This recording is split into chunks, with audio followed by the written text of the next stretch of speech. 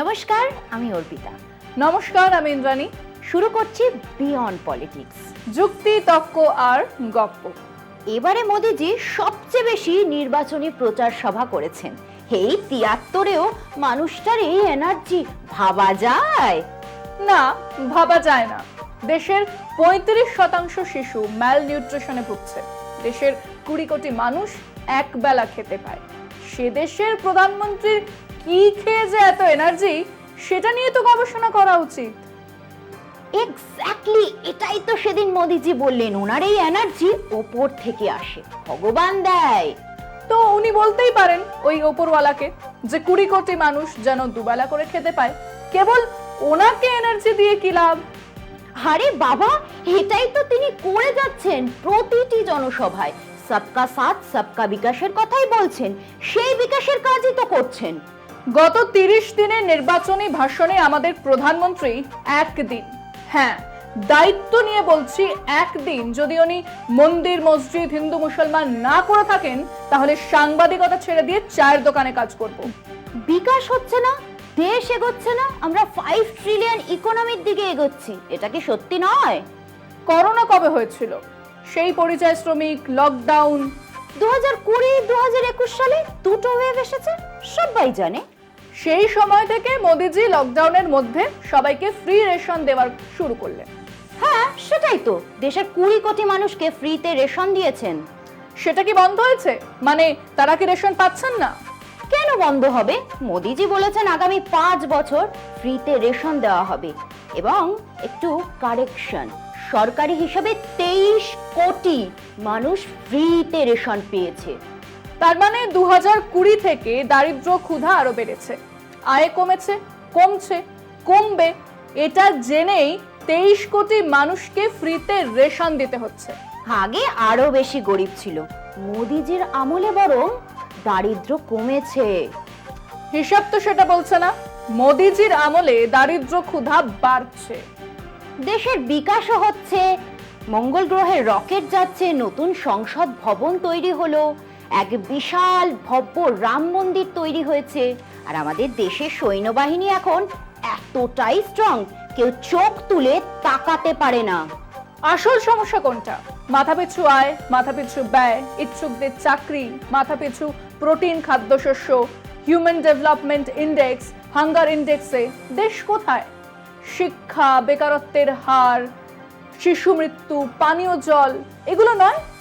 আরে এসব দিকেও বিরাট এগিয়েছে আমাদের দেশ, আর কদিনের মধ্যেই ৫ ট্রিলিয়ন ইকোনমির দিকে এগোচ্ছি আমরা। এসব ডাহা মিথ্যে কথা। তুই বরং আমাদের প্রতিবেদনটা একটু দেখে নে, আপনারাও দেখুন। অক্সফ্যামের রিপোর্ট বলছে মাত্র ১% সম্পদ ২০২০ সালের তুলনায় ২১ সালে, মানে ওই করোনা কালের মধ্যেই বেড়ে হয়েছে ৪০.৬%। দেশের অধিকাংশ জনগণকে আরও নিঃস্ব করে মোট সম্পদে প্রায় পুরোটাই ৭২.৫% চলে গেছে মাত্র ১০%-এর বিলাসবহুল রাজপ্রাসাদে। এদের মধ্যে শীর্ষে রয়েছে আদানি ও আম্বানি গোষ্ঠী। আদানির একদিনের উপার্জন $১,৬১২ কোটি। এক বছরে আদানির সম্পত্তি দ্বিগুণ বৃদ্ধি পেয়েছে এবং ২০২২ সালে বিশ্বের ধনীতমদের তালিকায় ২ নম্বরে উঠে এসেছেন তিনি।